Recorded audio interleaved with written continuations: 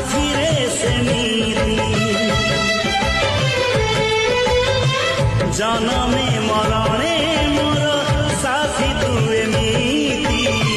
तो बिना चलिबी कह बात मु केमिति